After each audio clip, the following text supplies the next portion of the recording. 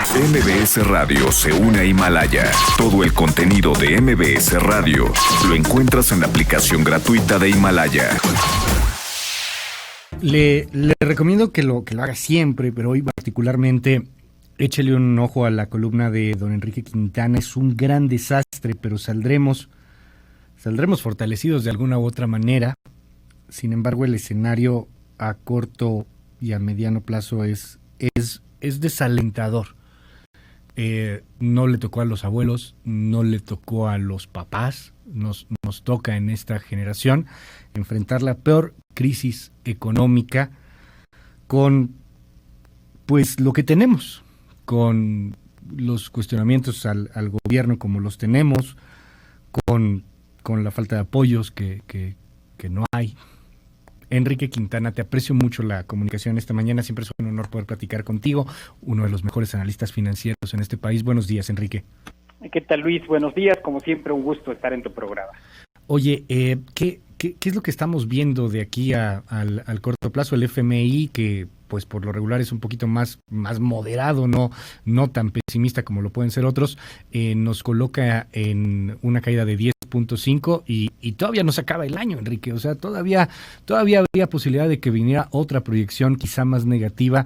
¿Qué vemos en el corto plazo de aquí a 2021, de aquí a 2022 quizá? Pues mira, para este año, Luis, evidentemente una caída que va pronunciándose conforme pasan las semanas sin que veamos signos claros de control de la pandemia. El Fondo Monetario Internacional hace una revisión generalizada, no solamente es México, también lo hizo con prácticamente todas las economías del mundo, pero pues en el caso de México nos colocó a la cola de América Latina, por lo menos entre las economías grandes, y entre las que ayer dio a conocer estamos en el cuarto lugar entre las que más van a caer en el mundo, al menos entre las grandes economías. En el corto plazo, en el muy corto plazo, Luis, que en cuanto conozcamos las cifras del segundo trimestre, lo que vamos a ver es un retroceso del orden de 19 a 20% en el Producto Interno Bruto, algo pues que es inimaginable. En realidad no hay ningún precedente en esta generación y quizás ni en las dos anteriores de algo así. Pero sabes que a mí lo que me preocupa más es el 2021, porque hay otras economías donde tienen este comportamiento en B. Imaginemos una B chica, donde hay una caída intensa, profunda, pero luego también una recuperación más o menos rápida. En el caso de México, de acuerdo a los pronósticos del FMI, tendremos una caída de 10,5% este año y de 3.5% el crecimiento en 2021. Es decir, apenas se va a recuperar, en el mejor de los casos, la tercera parte de lo que la economía cayó este año. Y pues la razón es que en el caso de México no solo está el problema de la pandemia, sino también el de la desconfianza de los inversionistas. Justo al respecto de este tema, Enrique, perdón que te interrumpa, el presidente López Obrador hablaba hace un momento por el caso Iberdrola, hombre. Ayer pues se daba en los medios de comunicación, se lo decía el alcalde, de hecho platicamos con él en este espacio ayer por la mañana, y bueno, pues después lo terminan por confirmar, no Iberdrola, no una planta de 1,200 millones de dólares, pero dice el presidente que le mandaron una carta. Si te parece, ¿lo escuchamos? Sí, claro.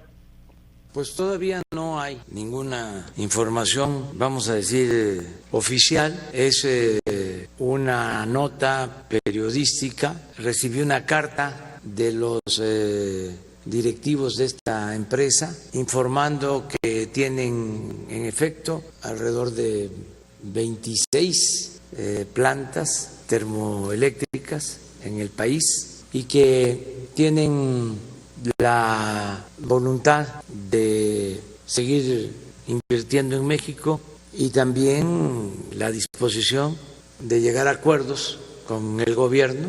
Entonces ya turné la carta a la secretaria de Energía y al director de la Comisión Federal de Electricidad. Me hubiesen dicho de que ante las diferencias que tenemos, que son públicas, habían tomado la decisión de cancelar una inversión, una obra, y no es eso lo que me expresa. Pues ya no entendemos, ¿no? Porque Rocío Nale le dice otra cosa, el gobernador de Veracruz dice otra cosa. En el caso de Iberdrola, nada más por citarlo, Enrique, pues falta de confianza evidente. Sí, mira, y la falta de confianza se justifica. Ellos emprendieron esta planta de $1,200 millones, una planta de ciclo combinado, es decir, de aquellas plantas que utilizan gas natural como combustible, sobre la base de un compromiso de la Comisión Federal de Electricidad de venderles gas. Pero el problema que ayer trascendió es que llevan muchos meses tratando de asegurar el contrato de gas, de tener las garantías de la CFE de que va a haber ese gas, y pues no ha habido tal cosa, y por esa razón fueron a decirle inicialmente a la autoridad local pues que ya no pueden seguir con la construcción si no hay garantía de provisión de gas. Entonces, pues pareciera que la secretaria de Energía, el gobernador de Veracruz, el alcalde de Tuxpan, tienen otros datos, como dice el propio presidente, porque ellos sí dan por hecho que Iberdrola se sale de ese proyecto. Pero otra vez es un muy mal signo, se suma a muchos otros, Luis, respecto a la inversión. Implica el incumplimiento de contratos y de compromisos, y eso es veneno puro para la confianza. Si tú no tienes certeza de que el gobierno del país en el que estás invirtiendo va a cumplir los compromisos que quedaron establecidos en los contratos, pues vas a buscar otras opciones. Obviamente Iberdrola, como dice el presidente, tiene muchas otras plantas, no se las puede llevar, pues están fijas. Ya están los fierros. Pero definitivamente el golpe a la confianza, no solo para Iberdrola, sino prácticamente para cualquier inversionista privado, es terrible. Y lo peor es que se suma a muchos otros, a la política en materia energética, al tema de la planta de cerveza en Mexicali, al aeropuerto y un largo etcétera. De cómo estábamos al inicio del sexenio, no podemos decir que la pandemia es culpable de todo. Ya veníamos mal, ya teníamos caídas en el PIB. Esto llegó inclusive a provocar en el presidente pues la intención de crear un nuevo índice que mida la felicidad y el bienestar espiritual, sea como sea que lo vayan a medir, pero no estábamos en los mejores momentos, inclusive antes de la pandemia. Para regresar, digamos, a este punto, antes de que empezamos a caer, ¿cuántos años podrían pasar, Enrique Quintana, desde tu perspectiva? Pues mira, ya el año pasado caímos 0.3%, antes de ninguna pandemia, y en este año las perspectivas no eran precisamente alegres. Eventualmente íbamos a crecer a 1,5%, 2% si las cosas no empeoraban.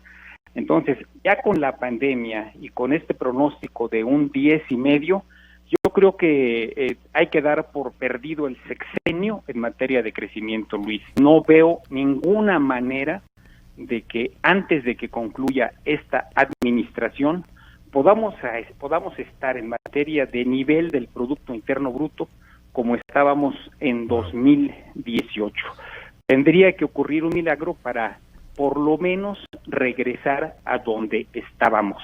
Así que pues las perspectivas lamentablemente no son buenas. O sea, esto es de aquí a 2025, 2026, una cosa por el estilo.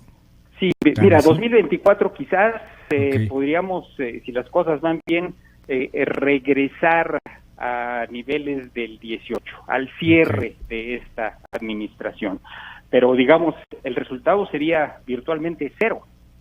Es decir, tendríamos que empezar el 2024, allá en octubre de 2024, cuando se iniciará la siguiente administración, prácticamente en el mismo nivel que estábamos en 2018. Finalmente, Enrique, permíteme citarte, tu columna el día de hoy cierras con lo siguiente: no se trató de un mal sueño, sino de la peor crisis en un siglo. No le tocó a nuestros padres o a nuestros abuelos, sino a nosotros. La nueva normalidad no será en sentido estricto normalidad, porque se parecerá muy poco a lo que vivíamos antes de la pandemia. Queda, sin embargo, la convicción de que cada vez que, como sociedad, hemos enfrentado una crisis de este tamaño, al margen del dolor y destrucción que ocurran, acabaremos recuperándonos y lo haremos con una mayor fortaleza. Es lo que sucederá. No podemos saber cuánto tiempo tardaremos ni cuánto tendremos que pagar aún en dolor y muerte, pero de que saldremos fortalecidos, no lo dude ni por un momento. Quiero preguntarte, Enrique, porque mucha gente te lo está preguntando en WhatsApp, en las redes, pues qué hacer, o sea, cómo buscar esto en donde cierras. Hay una esperanza, saldremos en algún momento y saldremos fortalecidos, porque pues sí, el escenario a corto no se ve nada bien. ¿Cómo encontrar esa esperanza que pintas hoy, que dibujas hoy en tu columna? Mira, a partir de observar que la pandemia está acelerando cambios que ya iban, pero que marchaban a paso más lento en la organización de nuestro trabajo, en nuestra productividad, en la forma en la que nos relacionamos, en los valores que tenemos, etcétera. Esos cambios van a generar inevitablemente, por la profundidad de la caída, una reorganización productiva, una reorganización social, que todavía no tenemos muy claro en qué va a consistir, pero de que las cosas van a cambiar en la vida de las personas, de las empresas y de la sociedad, sin duda. Es básicamente de lo que yo hablo, usando las experiencias históricas. Un impacto tan fuerte como el que estamos teniendo, a la larga nos sacude como si fuera un infarto, Luis, un infarto que nos obliga a cambiar estilos de vida y a vivir de un modo mucho más sano. Es lo que yo espero que suceda con la sociedad en general al término pues de esta noche larga, de este ciclo negativo que estamos viviendo. Enrique Quintana, un gusto, un honor poder platicar contigo en este espacio. Gracias. Te agradezco mucho, Luis. Estés muy bien, cuídate. MBS Radio se une a Himalaya. Todo el contenido de MBS Radio lo encuentras en la aplicación gratuita de Himalaya.